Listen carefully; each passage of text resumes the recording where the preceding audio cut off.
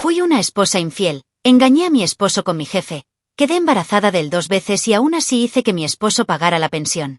Pero él se vengó. Mi amante murió y ahora vivo en una silla de ruedas. Si te gustan las historias de traición y venganza, dale a me gusta al vídeo, suscríbete al canal y activa la campanita para recibir notificaciones de nuevas historias. Soy Andrea, tengo 34 años y, aunque parezca irónico, siempre me he considerado una mujer de principios. Conocí a Carlos, mi ex esposo, de niña, en el barrio donde crecimos en Tijuana. Nuestras madres eran amigas, así que nos entendimos con naturalidad. Era el tipo de hombre tranquilo y correcto que te prestaba su abrigo incluso cuando hacía calor. Fuimos mejores amigos durante años hasta la adolescencia, cuando empezamos a salir. No fue la relación más emocionante, pero sí estable. Todos a nuestro alrededor decían que estábamos destinados a estar juntos. Y yo lo creía. Nuestra primera ruptura fue en 3er año de preparatoria. Estaba aburrida y quería volver a sentir mariposas en el estómago, experimentar algo nuevo. Estuvimos separados poco más de un mes, y durante ese tiempo, salí con un chico mayor que iba a otra escuela. No duró mucho, pero despertó algo en mí. Cuando volví con Carlos, me recibió con el mismo cariño de siempre, como si nada hubiera pasado. Eso me impactó, me sentí poderosa y deseada. Él, en cambio, nunca cuestionó nada. Simplemente agradecía mi presencia. En la universidad, nos separamos de nuevo. Esta vez, fui más allá. Carlos quería una relación tranquila, mientras que yo quería salir de fiesta, ser libre y explorar todo lo que la vida universitaria me ofrecía. Durante esta segunda ruptura, salí con algunos chicos de mi carrera. Y sí, fui más allá del coqueteo. Tuve experiencias intensas, algunas casi salvajes, y me sentí viva. Pero al final, como siempre, volví a los brazos de Carlos. ¿Y él? Me aceptó de nuevo como si fuera intocable, como si nada hubiera pasado. Quizás eso fue lo que me hizo volver, la comodidad. Carlos se graduó de Ingeniería Civil y consiguió un buen trabajo en una constructora. Yo estudié Administración de Empresas y entré a trabajar en una empresa tecnológica. Vivíamos una vida normal, estabilidad, rutina, planes. Decidimos casarnos en cuanto nos graduamos. Nuestra ceremonia fue sencilla pero hermosa. Él lloró en el altar. Yo también, no por emoción, sino por miedo. Miedo de atarme demasiado pronto, de perder la intensidad que aún buscaba. Pero seguí adelante. Al fin y al cabo, la estabilidad es lo que todos queremos, ¿no?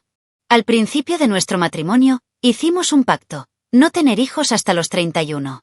Queríamos viajar, crecer profesionalmente y disfrutar de nuestro matrimonio. Y, por supuesto, él también creía que estábamos esperando para que el sexo fuera más especial. El problema era que, incluso después de casarnos, nuestro sexo era tibio. Fingía y decía que prefería hacer el amor a tener sexo. En realidad, echaba de menos algo más duro, más sucio, más carnal. Lo experimenté en la universidad, con hombres que no me querían. Pero, de alguna manera, todavía me quemaba por dentro. Carlos siempre fue extremadamente respetuoso. Nunca me alzó la voz, nunca me cuestionó, nunca me exigió nada. Eso debería ser bueno, ¿no? Pero tuvo el efecto contrario en mí. Me sentí invisible. No como mujer, sino como persona deseada. Mientras él se dedicaba a pagar facturas, regalarme flores y planear viajes, yo me encontraba soñando con cosas que no se pueden comprar. Una mirada lasciva, un tirón de pelo, sexo sin amor y con puro deseo. Y ese fue el principio del fin, aunque él aún no lo supiera. Y yo tampoco, del todo. Por fuera, éramos la pareja modelo. Amigos, familiares, colegas, todos nos elogiaban. Estaban hechos el uno para el otro, decían. Y sonreí, porque eso era lo que se esperaba de mí. Pero por dentro, me sentía dividida. Entre el amor verdadero y el deseo puro. Entre la paz y el caos. Y por mucho que intentara ignorar esta división, crecía como una grieta bajo nuestros pies. No le fui infiel a Carlos entonces, pero mentía a diario. Fingía estar realizada, cuando mi corazón y mi cuerpo anhelaban algo que él jamás podría darme. El embarazo me tomó por sorpresa. Tenía 27 años y, aunque les dije a todos que había sido un accidente, en el fondo sabía que no. Ya me sentía atrapada en esa calma sofocante. Un hijo parecía una forma de cambiar la energía del matrimonio, de darle un nuevo sentido a las cosas. Pero no era un plan que le conviniera a Carlos, quien seguía estrictamente nuestro pacto de solo a los 31. Cuando vi el positivo, me invadió un poco de pánico, pero lo disimulé bien. Dijo que la medicina para la gripe debía haber interferido con el anticonceptivo. Y me creyó, por supuesto. Carlos estaba encantado con la noticia. Recuerdo que se arrodilló frente a mí y me besó la barriga incluso antes de la ecografía. Fue dulce. Fue tierno. Y era todo lo que cualquier mujer desearía. Pero por dentro, solo podía pensar en cómo todo iba a cambiar, y no exactamente como él lo imaginaba. Durante el embarazo, fue aún más dedicado. Me masajeaba los pies, me leía libros sobre paternidad y hablaba con el bebé todas las noches. ¿Y yo? Sonreí, pero sentí que una parte de mí se desvanecía poco a poco. Diego nació sano y hermoso. Carlos lloró como un bebé cuando lo abrazó por primera vez.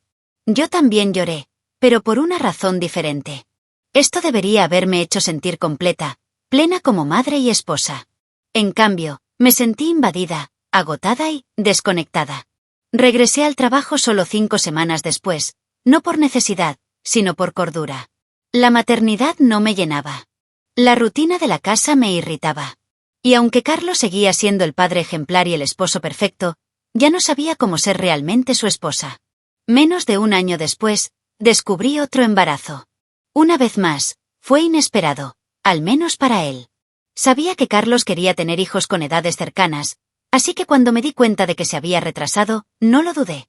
Le dije que también había sido un accidente. Y sonrió. Valeria nació fuerte, decidida y con una mirada que parecía saberlo todo. Esta vez, Carlos se involucró aún más. Cambiaba pañales, calentaba biberones y veía dibujos animados en el suelo de la sala con los niños en su regazo.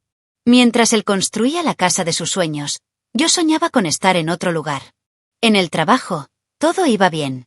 Me ascendieron poco después de volver de mi segunda baja por maternidad. Trabajaba en una empresa tecnológica y trataba directamente con gerentes de otras áreas. Fue entonces cuando empecé a interactuar más con Ernesto, mi superior directo. Era diferente a Carlos, directo, audaz, con una mirada que lo decía todo. Todavía no había indirectas, pero su forma de tratarme me conmovió. Intenté ignorarlo, pero cada vez que llegaba a casa, sentía el marcado contraste entre el hombre que me deseaba con la mirada y el que me adoraba en silencio. En casa, la rutina era impecable. El café estaba listo, los niños limpios, las cuentas pagadas. Sexo al menos 3 veces por semana. Carlos hacía todo lo posible por complacerme. No faltaba cariño ni presencia. Y, sin embargo, sentía un vacío que no podía llenar. Era como vivir en un anuncio de margarina mientras mi cuerpo pedía a gritos algo más ácido, más sucio. Empecé a fantasear, a perderme en mis pensamientos durante la ducha, durante las reuniones. ¿Me sentía culpable? Un poco. Pero la verdad es que llevaba mucho tiempo fuera de lo normal. Mientras la vida seguía su curso perfecto a ojos de los demás, una tormenta se gestaba en mi interior. Empecé a preguntarme si el amor de Carlos bastaba para satisfacer a una mujer como yo. Si un hogar tan bien organizado era capaz de sofocar los deseos más intensos. Si una rutina tranquila no era, en realidad, una prisión de oro. Y en el fondo, ya sabía la respuesta. No solo estaba casada con Carlos. Estaba casada con las expectativas de todos. Pero lo que nadie imaginaba era que estaba a punto de cruzar una línea sin retorno, una línea que lo cambiaría todo. Ese martes parecía un martes cualquiera. Los niños estaban en la escuela y les dije que haría horas extras. De hecho, Ernesto llegaría a casa sobre las 4 de la tarde. Llevábamos poco más de 2 meses reuniéndonos allí, siempre con cautela, con las ventanas abiertas lo justo y las luces apagadas. Pero ese día no había prisa. Ernesto llegó con una botella de vino barato y esa sonrisa cínica que me desmoronaba. Teníamos todo el tiempo del mundo. O eso creíamos. Lo que yo no sabía, y él tampoco, es que la empresa de Carlos se había declarado en quiebra poco después de despegar el vuelo. Ni siquiera salió del aeropuerto a su destino. Tomó el primer vuelo de regreso y, en lugar de decírmelo, decidió sorprenderme. Dejó el coche en el taller para una revisión y tomó un servicio de transporte directo a casa. Llegó a las 5:15, en completo silencio. Ella abrió la puerta con la llave de repuesto que tenía escondida en el jardín y fue directa a la cocina. Y ahí fue cuando todo explotó. En cuanto entró, Ernesto tenía las manos debajo de mi blusa, y mi falda ya me llegaba a los muslos. Nos reíamos de un chiste picante. Recuerdo exactamente lo que dijo. Me vas a volver loca en ese sofá. El silencio de la casa se interrumpió con el clic del celular de Carlos. Tomó 5 fotos antes de que nos diéramos cuenta de que había alguien allí. Cuando nos dimos cuenta, estaba inmóvil, con una expresión fría. Ernesto se quedó paralizado. Intenté cubrirme a toda prisa. Carlos no dijo nada. Simplemente salió de la habitación y se dirigió al teléfono fijo, que todavía usábamos por costumbre. Cuando lo oí marcar, me di cuenta de que llamaba a Isabela. Entré en pánico. Grité que esto solo empeoraría las cosas, que debería pensar en nuestros hijos. Lo amenacé con la manutención, la custodia y la justicia. Le dije que podría perder su trabajo y que también podría meterse en problemas si delataba a Ernesto. Estaba desesperada. Pero él simplemente me miró con asco y dijo: «Te cavaste una tumba». Ernesto salió corriendo, aún abotonándose la camisa. A Carlos ni siquiera le importó. Estaba demasiado concentrado en destrozarme con palabras. Sacó su celular y me mostró las fotos. Dijo que ya tenía todo lo que necesitaba. Sin pensarlo, intenté arrebatárselo. Fue instintivo, pero se apartó. Dijo que se lo enseñaría a todos, empezando por Isabela y luego al Departamento de Recursos Humanos de la empresa. Supliqué, lloré, me humillé. Dije que era un error, que me sentía sola, que él era frío, que también era culpa suya. Fue inútil. Estaba cegado por la rabia, y por primera vez en años, me di cuenta de que Carlos era capaz de odiar. No del tipo pasivo-agresivo, sino puro. De ese que destruye. Esa noche, no durmió en casa. Ni siquiera me volvió a mirar. Simplemente tomó las llaves de su coche, que ya había pasado la inspección, y se fue. Me quedé sola, sudando, con el olor a vino y a traición pegado a la piel. Y lo único que me pasaba por la cabeza era: ¿y ahora qué?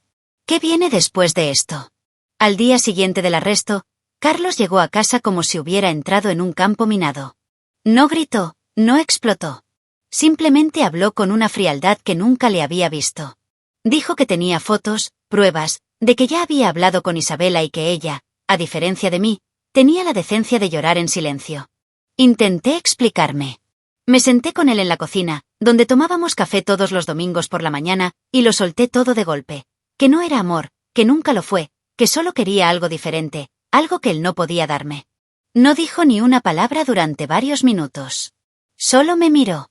Su mirada era una mezcla de ira, decepción y cierto disgusto, como si estuviera viendo a un desconocido. Seguí hablando, no por valentía, sino por desesperación. Dije que desde la universidad me había perdido experiencias más intensas, que Ernesto era solo una válvula de escape. Admití que, durante nuestras rupturas, había vivido cosas que me marcaron. Hombres con más actitud, más empuje, más control. Experiencias que me hicieron cuestionar si la calma de Carlos era suficiente para mí. Me preguntó en voz baja pero firme: ¿ya has hecho esto antes? Tragué saliva con dificultad. Dijo que no durante la boda. Pero sí, antes, durante nuestros descansos. Y que esos momentos me marcaron más de lo que me gustaría admitir. No esperaba que lo entendiera. Pero pensé que, siendo honesta, al menos abriría un camino para reconstruir. ¡Qué tontería! Carlos simplemente se levantó, cogió una almohada y fue directo a la habitación de invitados. Duerme sola hoy. Y los próximos días también. La casa se convirtió en un cementerio de sentimientos. Evitaba cualquier contacto visual. Hablaba lo menos posible, solo de los niños. Incluso evitaba compartir las habitaciones conmigo. Eso me desesperaba más que si estuviera gritando. La rabia silenciosa de un hombre destrozado vale más que 1000 golpes. Y sabía que estaba destrozado. Pero al mismo tiempo, dentro de mí, había una voz que decía: acabas de demostrar quién eres de verdad. Una voz cruel, pero cierta. Siempre había sido 2 personas, la que él amaba y la que nunca conocería del todo. Empecé a notar pequeños cambios. Empezó a llegar tarde del trabajo, bloqueó su teléfono, cambió todas las contraseñas. Era como si ya me estuviera eliminando de su mundo, poco a poco. Un día, lo vi tomando su ropa formal y colgándola en el armario de la habitación de invitados. Le pregunté si era temporal, y me respondió: ya no me siento cómodo contigo. Intenté decirle que podíamos ir a terapia, hablar, buscar ayuda. Se rió, con una risa seca, y respondió: «Tuviste la oportunidad de elegir. Y elegiste a Ernesto». Quería que se pusiera histérico. Que gritara. Que me maldijera. Porque quizá así sentiría que aún había alguna conexión entre nosotros. Pero su silencio era más doloroso. Fue un duelo que vivió mientras aún estaba allí, respirando el mismo aire que yo. Lo peor fue mirar a Diego y a Valeria y hacer como si nada pasara. Se dieron cuenta. Claro. Los niños notan lo que los adultos intentan ocultar. Pero yo no sabía qué hacer. Ni por dónde empezar. La verdad es que ya había empezado, y era demasiado tarde para volver atrás. La primera bomba llegó menos de una semana después. Carlos había contratado a un abogado. Un conocido suyo de la infancia, especializado en derecho familiar y laboral. Al mismo tiempo, me enteré de que había entregado las fotos al Departamento de Recursos Humanos de la empresa. Se programó una reunión interna de inmediato. Nos citaron a Ernesto y a mí. Intentamos ensayar una narrativa, algo así como una relación consensuada que ocurrió fuera del ámbito laboral. Pero al equipo de cumplimiento solo le bastó ver las imágenes para comprender que no había nada más que discutir. Nos despidieron con justa causa. Sin indemnización, sin compensación, sin seguro. Solo el silencio avergonzado de nuestros compañeros y las miradas frías de nuestros superiores. Ernesto salió del edificio antes que yo. Me quedé sentado en el estacionamiento, con la mirada perdida, sintiendo el peso de todo desmoronándose. Intenté demandar a la empresa, alegando que Ernesto, como mi superior directo, me había coaccionado por miedo a represalias profesionales. Pero fue en vano. Su defensa fue directa. Ha recibido bonos de productividad superiores a la media durante los últimos 2 años. ¿Dónde estaba la coacción? Y entonces llegó la segunda bomba. Carlos me citó para una reunión formal con su abogado presente. Pensé que sería sobre la custodia, la pensión alimenticia o la división de bienes. Pero fue peor. Les había hecho pruebas de ADN a Diego y Valeria, y yo ni me había dado cuenta. Descubrió que ninguno de los dos era suyo. Ernesto era el padre de ambos. La veracidad del informe era irrefutable. Carlos me entregó una copia con la misma calma quirúrgica con la que extirparía un tumor, sin dudarlo, sin anestesia. El dolor vino después. No por la traición en sí, sino porque ahora tenía un arma que podía desmantelarme. Le contó todo a Isabella. Me llamó solo una vez. No para maldecirme, sino para agradecerme. Dijo que por fin se había liberado de un matrimonio que ella ya sospechaba que estaba podrido. Dijo que sus hijos, que también eran de Ernesto, no merecían vivir con un padre así. La humillación pública fue abrumadora. Mis amigos desaparecieron. Mis padres apenas podían mirarme a los ojos. Empecé a escuchar rumores, chismes de vecinos e incluso comentarios anónimos en mis redes sociales. Ser infiel ya no era un asunto privado. Ahora era un espectáculo. Carlos, como era de esperar, no se detuvo ahí. Además del divorcio, presentó una demanda contra Ernesto por daño emocional y otra contra la empresa, alegando negligencia en el cumplimiento de las normas de conducta entre supervisores y subordinados. A diferencia de mí, él tenía pruebas, testigos y el sistema de su lado. Ernesto intentó llegar a acuerdos, pero Carlos quería sangre. Dijo que no le importaba el dinero, que quería que todos pagaran. Incluyéndome a mí. Pagarás con todo lo que tienes. Y con todo lo que perdiste. Esas fueron sus palabras. Nunca las he olvidado. Mientras tanto, yo intentaba sobrevivir. Sin trabajo, sin reputación, sin apoyo familiar. Ernesto se marchó, por supuesto. Dijo que necesitaba espacio para pensar. En otras palabras, me dejó con 2 hijos, sin pensión alimenticia, sin ayuda, sin disculpas. Intenté contactarlo varias veces, pero me ignoró. Cuando respondí amenazando con demandarlo, desapareció por completo. Y ahí fue cuando lo comprendí.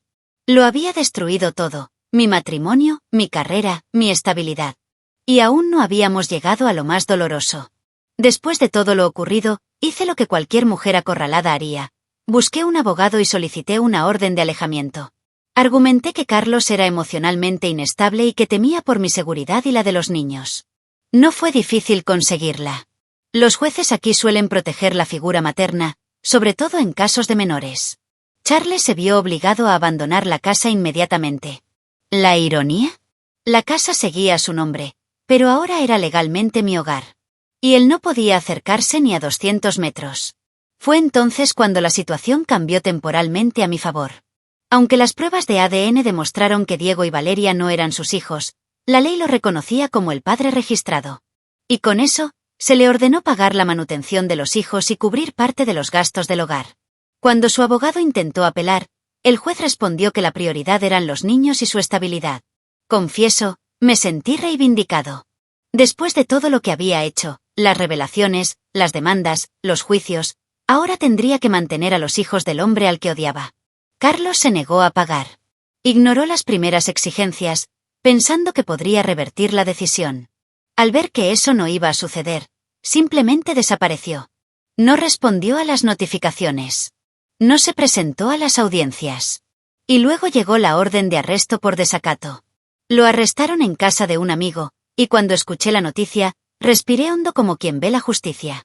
Pensé, ahora entenderá lo que es perder el control. Pero esta satisfacción no duraría mucho. Fui a la cárcel. Sí, yo. Llevé a los niños para que viera que, a pesar de todo, todavía lo extrañaban. Le di una bolsa con ropa limpia, unas galletas y una botella de agua. Y pedí ayuda. Le dije que la casa se estaba poniendo cara, que Ernesto había perdido el trabajo y que los niños necesitaban cosas. La respuesta de Carlos fue una bofetada. Se rió. Me preguntó si tenía vergüenza. Dijo que ahora era tu amante quien tenía que pagar todo esto, y que yo no iba a mantener a las putas de otros. Me quedé sin palabras. Terminó diciendo que esos niños no eran suyos y que, si por él fuera, se morirían de hambre antes de darme un céntimo. Sus palabras me dolieron más que cualquier otra cosa que me hubiera dicho hasta entonces. Salí de la penitenciaría temblando, con lágrimas en los ojos. Pero aún con una rabia absurda dentro de mí. Volví a casa, miré a los niños jugando en el suelo de la sala y, por un momento, dudé si valía la pena seguir con todo aquello. Pero no tenía otra opción. Tenía que seguir con el buen trabajo. Tenía que sobrevivir. Carlos salió de la cárcel 4 meses después. Cansado, más delgado, pero con la misma mirada de desprecio. Me culpaba de todo, del arresto, de la ruina financiera, de las demandas, de la destrucción de su vida. Dijo que yo pagaría, de una forma u otra. Y en ese momento, supe que no hablaba solo por rabia. Estaba planeando. La mirada en sus ojos ya no era la de un hombre herido. Era la de un hombre dispuesto a quemarlo todo a su alrededor, solo para verme en ruinas. Y ni siquiera había empezado. Carlos salió de la cárcel y fue directo al juzgado, donde descubrió que había perdido por completo la custodia de Diego y Valeria. El juez dijo que mantener el contacto con él sería desestabilizador para los niños, ya que Ernesto y yo vivíamos juntos y formaríamos una nueva familia. Fue una decisión rápida, casi fría. Carlos estaba en shock. Me dijeron que salió de la audiencia murmurando cosas para sí mismo, con los puños apretados. Esperaba una reacción, pero no como la que obtendría. No con ese nivel de furia. Durante semanas, Carlos desapareció. Desapareció de las redes sociales. Nadie sabía dónde estaba, ni siquiera su hermana. Ernesto pensó que era solo orgullo. En el fondo, yo sabía que no. Carlos era metódico. Cuando desaparece, no es para olvidar. Es para planificar. Y eso fue exactamente lo que pasó. Una mañana cualquiera, llevé a los niños a la escuela y fui a trabajar. Ernesto se fue poco después, a una entrevista. A las 11:30 de la mañana, recibí una llamada del vecino gritando: nuestra casa se estaba incendiando. El techo se había derrumbado. Me quedé sin aliento. Cuando llegaron los bomberos, ya era demasiado tarde. La estructura estaba comprometida y no se pudo salvar nada. Los peritos apuntaron al uso de gasolina, pero las cámaras de la calle no registraron nada. La casa se había abierto con el control remoto y no había señales de entrada forzada. Un detalle que casi todos, menos yo, pasamos por alto. El manda distancia del garaje estaba en el coche de Carlos. Y legalmente, él seguía siendo copropietario de la propiedad. No había forma de demostrar que lo había hecho. Y aunque lo hubiera hecho, sabía exactamente cómo protegerse. Unos días después, me enteré de que estaba en Cancún. Se alojaba en un resort sencillo pero cómodo, con todo pagado en efectivo. Estaba desesperada. Los niños tuvieron que quedarse con mi hermana durante días mientras yo intentaba reorganizar mi vida desde cero. Ernesto no quería volver a casa de su madre, Así que alquilamos un pequeño apartamento con lo poco que nos quedaba. Esa era nuestra nueva familia. Pero en realidad, solo era el destrozo emocional de todo lo que quedaba del caos que yo misma había contribuido a crear. Carlos regresó al pueblo semanas después, como si nada hubiera pasado. Se presentó en su antiguo trabajo, recogió algunas pertenencias y visitó a su abogado. Actuó con naturalidad, con una leve sonrisa, como si hubiera ganado una guerra silenciosa. Su audacia me dio asco. Pero lo peor fue que nadie pudo detenerlo. Sabía lo que hacía. No dejó rastro. Había cancelado su seguro de vivienda poco antes del incendio, lo que lo salvó de cargos por fraude. Y a pesar de todo, siguió pagando su hipoteca, lo que mantuvo al banco en silencio. Fue en ese momento que me di cuenta de que la venganza de Carlos no era temporal. Era una condena continua. No quería hacerme daño y desaparecer. Quería arrastrarme por el lodo, verme perderlo todo, poco a poco, con sus propias manos. Y estaba funcionando.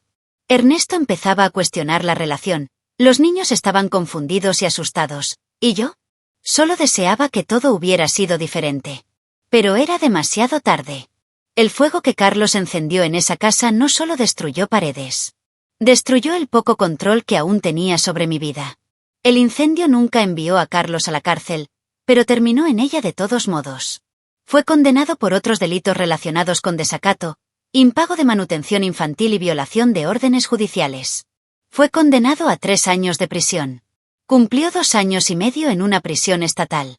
La noticia de su arresto me causó una mezcla de alivio y miedo. Alivio porque sabía que estaría lejos. Miedo porque, incluso desde la cárcel, Carlos seguía siendo una sombra sobre mi vida. Recibía visitas, incluso de su abogado, y todos decían que estaba planeando algo más grande. Mientras él estaba allí, mi vida afuera se desmoronaba. Ernesto, que al principio había intentado estar presente, empezó a aislarse. Decía que buscaba trabajo, pero vivía en el sofá viendo la tele y bebiendo cerveza barata. Cuando lo presioné, se quejó de que le exigía demasiado. La verdad es que se volvió complaciente. Parecía creer que tenía que encargarme de todo sola, los niños, el alquiler, la comida, la escuela. Y yo misma. Ya no me reconocía en el espejo. Conseguí un trabajo administrativo en una pequeña empresa de transporte. El sueldo era limitado, pero me alcanzaba para pagar las cuentas. Con el tiempo, el desprecio de Ernesto empezó a manifestarse en un silencio agresivo. Dejó de tocarme. Dormíamos en camas separadas. Y pronto, por mensajes de texto en su celular, descubrí que me engañaba con una compañera de un trabajo anterior. Fue un golpe tremendo. Había destruido mi matrimonio por este hombre. Y no solo me abandonaba emocionalmente, sino que me engañaba abiertamente. La discusión que tuvimos fue la más fea de mi vida. Cuando lo confronté, no lo negó. Simplemente dijo, yo debería saber lo que merezco. Avancé hacia él, gritando y empujándolo. Me agarró de los brazos con fuerza, como nunca antes. Su mirada ya no era de desprecio, sino de odio. Por primera vez, temí por mi seguridad. Diego y Valeria estaban en la habitación. No podía dejar que lo vieran. Le solté, si me vuelves a tocar, te arrestarán como al otro, y me soltó. Pero el mensaje era claro, el respeto había muerto allí. Desde su enfrentamiento con Carlos, Ernesto había estado enfrentando problemas. O mejor dicho, disfunciones. No lo admitía, pero yo lo notaba. Sus intentos de tener relaciones sexuales casi siempre fracasaban. Y culpaba a todo, al estrés, al cansancio, a la crisis, a mí. Pero después de que Carlos lo golpeara, y supe por terceros que había sido grave, nunca volvió a ser el mismo. El hombre que me ofreció lo que Carlos no tenía se convirtió en una carga emocional, económica y sexual. Una sombra del amante que una vez me hechizó con su atrevimiento. Ahora era solo una carga más en mi vida. Los niños estaban más callados. Empezaron a hacerme preguntas sobre su padre. Querían saber por qué nunca venía, por qué no llamaba, por qué desaparecía. Puse excusas. Dije que estaba trabajando lejos. Que cuando todo se resolviera, podrían verlo. Pero sabía que la verdad saldría a la luz. Y no tardaría. Carlos, incluso en prisión, seguía siendo un fantasma dentro de esa casa. Y yo, sintiendo la culpa carcomiéndome por completo, sabía que era solo cuestión de tiempo antes de que todo se derrumbara. Ernesto y yo ya no nos soportábamos. El apartamento, demasiado pequeño para 2 adultos y 2 niños, era ahora una zona de guerra. Discusiones diarias, miradas penetrantes, un silencio sofocante. Dormía mal. Él pasaba las noches fuera. Un día, Valeria se despertó en mitad de la noche llorando y me dijo: «Papá te gritó en el sueño». No era un sueño, hija. Pero ¿cómo podía explicárselo a una niña que solo quería una familia normal? Yo había creado el infierno, y ahora vivía en él. La noche que todo ocurrió, Ernesto regresó borracho. Los niños ya estaban dormidos y yo estaba en el sofá, con la televisión encendida a bajo volumen. Le pregunté con calma dónde había estado. Respondió con ironía, bromeando.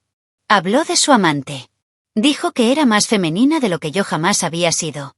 Que lamentaba haber perdido su matrimonio por mí.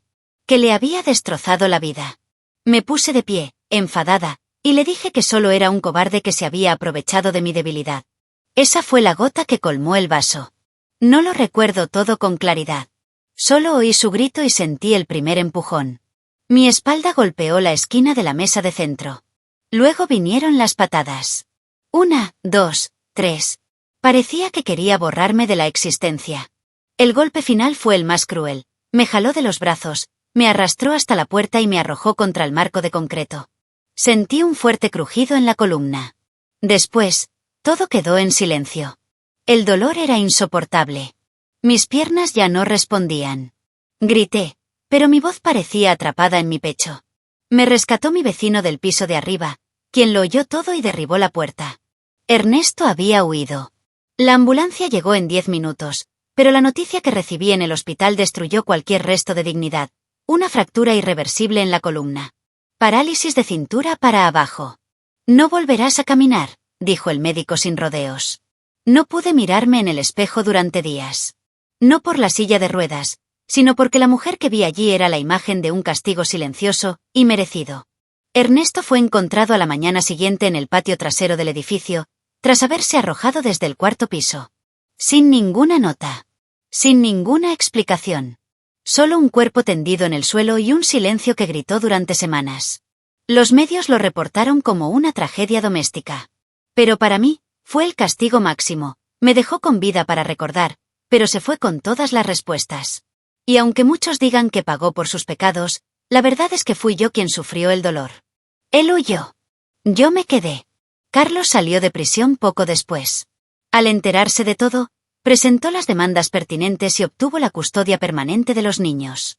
Argumentó, con razón, que yo ya no era física ni emocionalmente capaz de cuidarlos. El juez estuvo de acuerdo. Diego y Valeria se mudaron a casa de su hermana. Carlos los recogió él mismo. Los vi por última vez desde la ventana de la clínica donde sigo viviendo. Me saludaron. Lloré. Me pregunté si algún día lo entenderían todo. Si me perdonarían. Si algún día volverían. Carlos ha reconstruido su vida. Hoy tiene una nueva pareja, un hogar cómodo y estabilidad. Sus hijos lo llaman padre, aunque saben que no son biológicamente suyos. ¿Y yo? Vivo en silla de ruedas, con el apoyo de la seguridad social y la compasión de los demás. No puedo caminar, ya no tengo a mis hijos, e incluso yo mismo me he olvidado. A veces pienso que morí ese día. Simplemente se olvidaron de enterrar mi cuerpo. Al final, Carlos ganó. Y yo pago, cada día, por lo que hice. ¿Pero merezco perdón, o solo olvido? Deja tu opinión en los comentarios, dale a me gusta al vídeo y suscríbete al canal para recibir notificaciones de nuevos vídeos. Además, ayúdanos a llegar a más gente y a formar una comunidad. Aprovecha y mira una de las historias que aparecen a continuación sobre nuevos casos de traición y venganza. Hasta la próxima.